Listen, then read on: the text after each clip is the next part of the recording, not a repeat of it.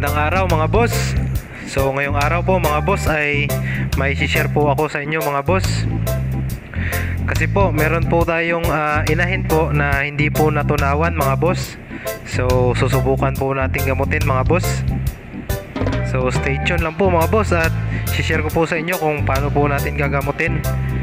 So yan po siya mga boss. So kung mapapansin nyo po mga boss ay malaki po ang kanyang butche mga boss. So punong-puno po yan ng pagkain mga boss na hindi po natunaw mga boss.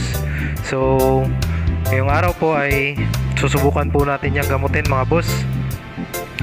So dito po ay bumili po tayo ng gamot mga boss. So ang gagamitin po natin gamot mga boss ay True Grit po mga boss. So yan po. So marami naman po niyang nabibili sa mga Agribet Supply mga boss. So kahit saan naman po ay makakabili naman po tayo niyan. So diyan din po ang sinuggest po ng Agri Supply na binibilhan natin mga boss. So epektibo daw po yan mga boss. So susubukan po natin. So yan po. So ang ginawa ko po dito mga boss ay sa umaga po hindi pa po siya kumakain mga boss. So bawal po natin siyang pakainin mga boss hanggat hindi po natutunaw ang kanyang kinain sa kanyang butche mga boss.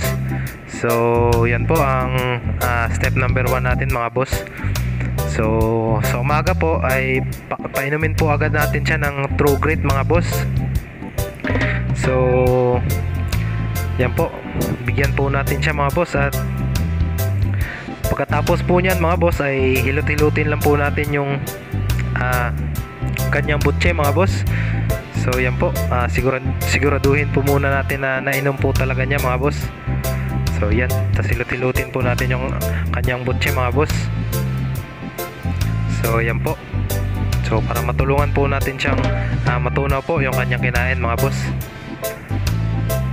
So pagkatapos po niyan mga boss ay bigyan po natin siya ng Vitamin Pro mga boss. So maganda po kasi itong Vitamin Pro mga boss dahil meron po at itong multivitamins at probiotics po mga boss. So digestion enhancer po para sa kanila mga boss. So bakit nga po pala powder mga boss? So para at the same time po ay makainom din po sila ng tubig mga boss. So nakakatulong din po kasi yun para mapabilis po ang digestion ng ating mga manok. So sana po ay nakatulong sa inyo mga boss. So maraming salamat po sa panonood. So hanggang sa muli mga boss. Maraming salamat.